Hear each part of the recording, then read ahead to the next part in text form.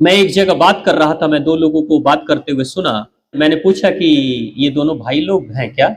तो दूसरे तीसरे व्यक्ति कहते हैं, नहीं नहीं भाई कैसे हो सकते हैं, इसमें एक ब्राह्मण है एक यादव जी हैं, भाई कैसे हो सकते हैं? ये बहुत बड़ा प्रश्न है कि क्या हम हिंदू हैं या हम गुप्ता में, जायसवाल में, हम मिश्रा में, हम पांडे में, हम कुशवाहा में, हम मौर्य में, हम यादव में बटे हुए हैं। पहले हिंदू तो हो जाएं। मैं आप सबसे अपील करता हूं कि हो सके अगर सनातन को मजबूत करना है तो जो भी जाति सूचक शब्द कहीं पे भी हैं आपके नाम में, उसको हटा दीजिए। अगर आप चाहते हैं आप सुरक्षित रहें और आपके बच्चे सुरक्षित रहें तो हटा दीजिए, नहीं तो जहां जहां हम बटे हैं वहां वहां हम कटे हैं। वो कश्मीर हो, चाहे केरला हो, और चाहे नॉर्थ ईस्ट के जो असम और दूसरे जो मणिपुर के क्षेत्र हैं, उन क्षेत्रों की हालत यही है। श्री कृष्ण ने और हमारे सनातन ऋषियों ने 4 वर्णों की स्थापना की थी। ये 4 वर्णों का भेद बहुत गहरा हो गया और 4 वर्ण बाद में जाति में कन्वर्ट हो गए। आपको विचार करने की जरूरत है कि 6ठी 7वीं शताब्दी के आसपास में ये जातियों की शुरुआत कैसे हुई, जिसके कारण से भेद होता है। मैं कहीं भी सनातन धर्म की शक्ति और मजबूती की बात करता हूं तो लोग मुझसे कहते हैं, स्वामी जी आपके ही तो धर्म में भेद सबसे ज्यादा है, जातियां सबसे ज्यादा है। जबकि अक्सर हम समझ नहीं पाए कि जातियां आई कहां से।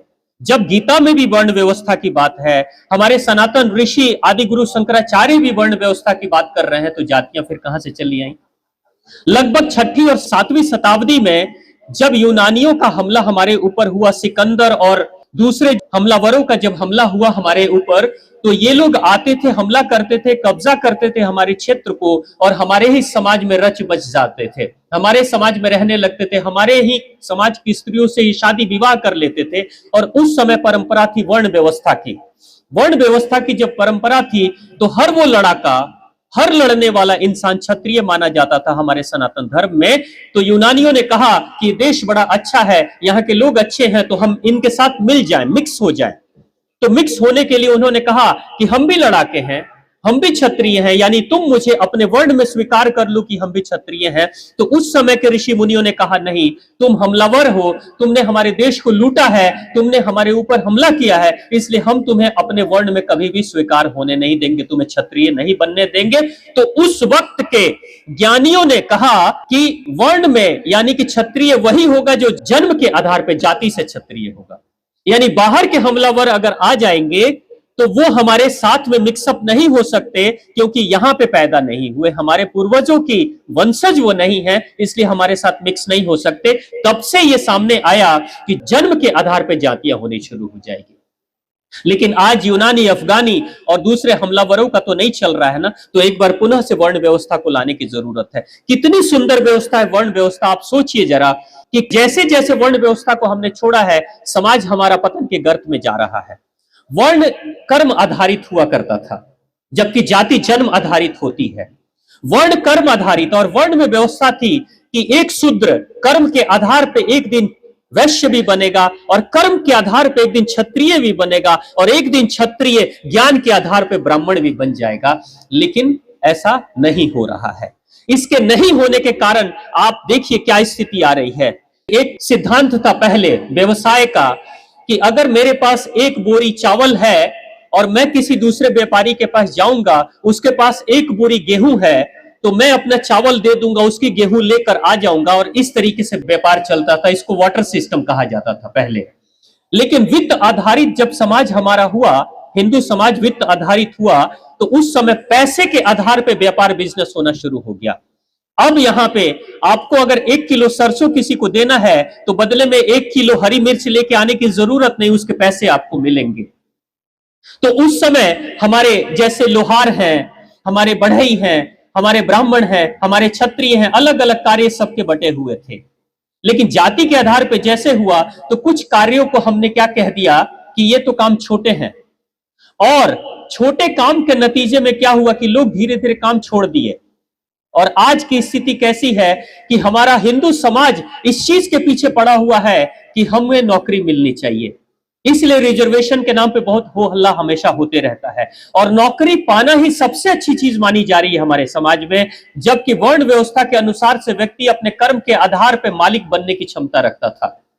अगर हम छोटे बड़े कामों की भेद को, मानसिक सोच को अगर नहीं लाए होते, तो जो हमारे समाज का जो मेहतर है, जो गंदगी सफाई करता है, वो भी आज करोड़पति होता।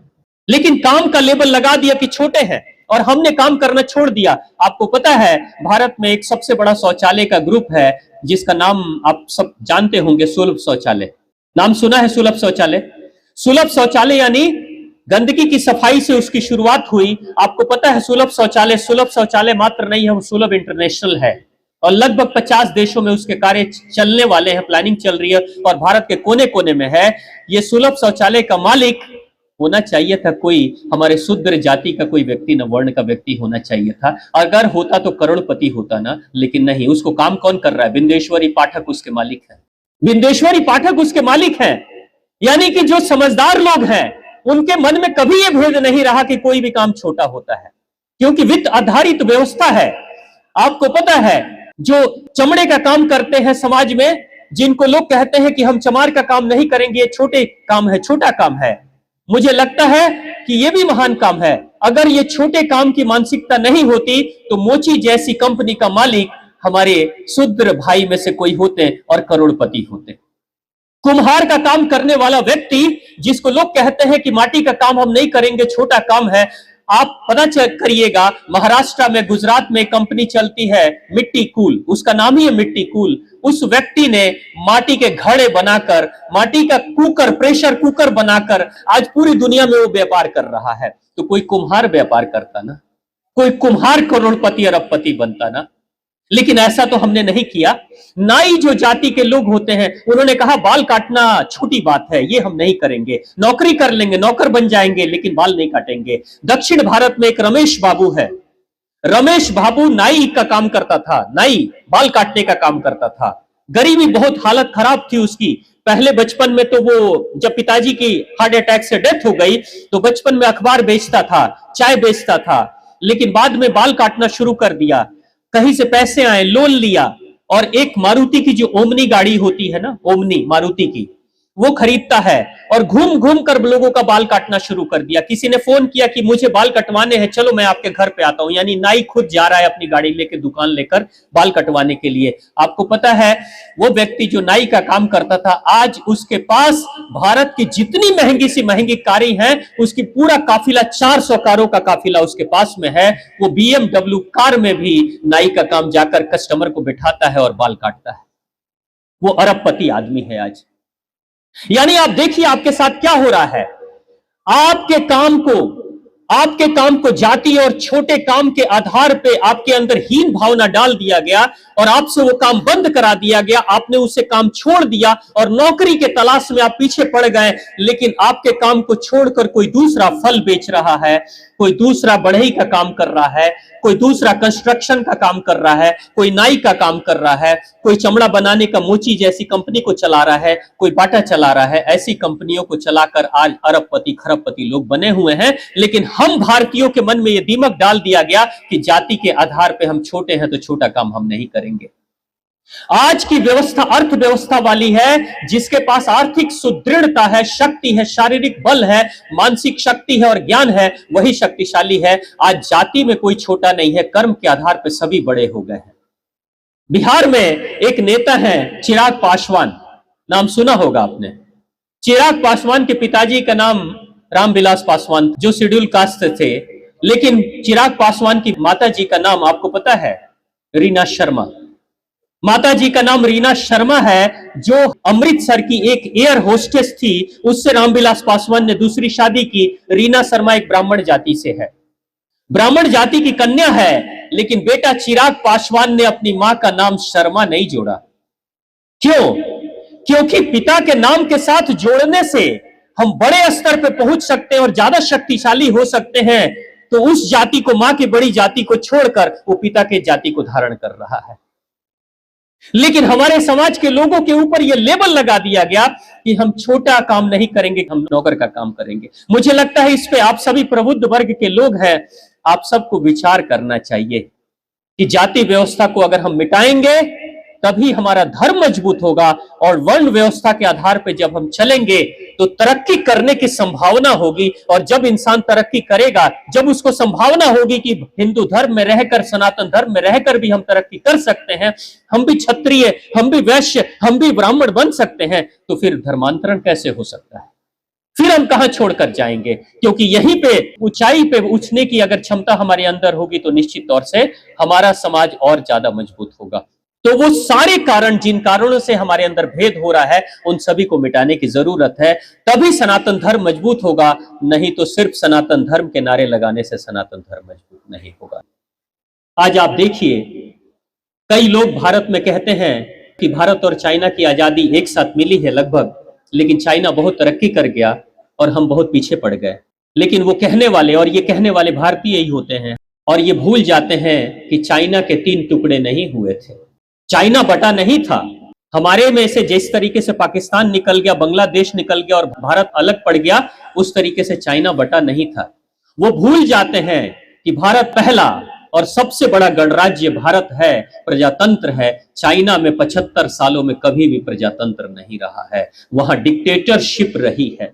यहां सरकार अगर कोई कदम उठाती है तो तुरंत से हमारे ही विरोध करना शुरू कर देते हैं कि सरकार अच्छा नहीं कर रही है। चाहिए चाइना जैसी तरक्की, लेकिन सुशासन चाइना जैसा नहीं चाहिए। और जो चाइना की वकालत करते हैं भारत में, मैं नाम नहीं लेना चाहूंगा उन लोगों का, लेकिन ये वो लोग हैं, जब चीन और भारत की लड़ाई हुई थी तो उस समय ये इंतजार कर रहे थे कि चीन जीत जाए और चीन की सरकार बन जाए भारत में, ताकि हम सत्ता की मलाई खाएं। ये इंतजार में थे। तो मुझे लगता है कि सबसे बड़ी चीज कि हम शत्रुओं से लड़ेंगे और शत्रुओं से अपनी रक्षा करेंगे, लेकिन उससे पहले हमारे अंदर कहां पे भेद है, कहां कमी है, उसके ऊपर आत्मनिरीक्षण करने की जरूरत है। अभी 2-3 साल पहले कोरोना के इन्फेक्शन से हम संघर्ष कर रहे थे। वैक्सीनेशन के टाइम पे, किसी भी वैक्सीनेशन के वक्त में, उसी बीमारी के जीवाणु को, जीवाश्म को मरे हुए स्थिति में, डॉर्मेंट स्थिति में शरीर में डाल दिया जाता है और शरीर उसके अकॉर्डिंग एंटीबॉडी तैयार करता है और उस बीमारी से लड़ने की क्षमता विकसित कर देता है, और अंत में उस बीमारी का इन्फेक्शन हमारे शरीर में लगता नहीं है। लेकिन प्रश्न सबसे बड़ा है कि लड़ेगा कौन? जिसके पास शक्ति होगी वही तो लड़ेगा ना। अगर इंसान के शरीर में आत्मरक्षा बल, उसकी स्वयं की रोग प्रतिरोधक क्षमता नहीं मजबूत होगी, तो चाहे कोरोना हो या कोई भी वायरल या बैक्टीरियल डिजीज हो, उसका इन्फेक्शन लग ही जाएगा। यानी शक्तिशाली बनना जरूरी है। और शक्तिशाली कौन बनेगा?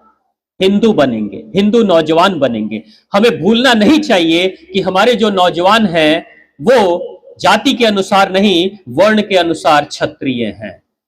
और क्षत्रिय वो होते हैं जिनके अंदर क्षमता होती है, क्षति से अपने रक्षा करने की क्षमता होती है, वही क्षत्रिय होता है। लेकिन हम अपने नौजवानों को क्या क्षत्रिय बना रहे हैं, शक्तिशाली बना रहे हैं? मैं क्षमा चाहता हूं अपने संत समाज से भी कि आज मैं देख रहा हूं हमारे समाज में संत समाज हर किसी नौजवान को एक संत ही बना देना चाह रहा है। मैंने कई संतों को कहते हुए सुना कि लहसुन प्याज छोड़ दो। मैं बिल्कुल इसके समर्थन में नहीं हूं कि लहसुन प्याज छोड़ दो, क्योंकि आप शेरों को भी अगर गाय का भोजन देंगे तो वो शेर का काम तो कभी भी नहीं कर पाएगा। नौजवानों के शरीर में जब लहसुन प्याज की गर्मी होनी चाहिए, तो उस समय अगर आप सात्विक भोजन अगर करा रहे हैं तो वो नौजवान शांत रहेगा। लेकिन जिस दिन समाज और देश पे खतरा मंडराएगा, उस दिन शांति से ही बैठ के स्वीकार कर लेगा हमला को। अगर हम चाहते हैं कि सनातन हिंदू सुरक्षित हो, तो हमें कम से कम हिंदू बनना पड़ेगा। होगा तो प्रेम से बोलिए भारत माता की, सनातन धर्म की जय हो।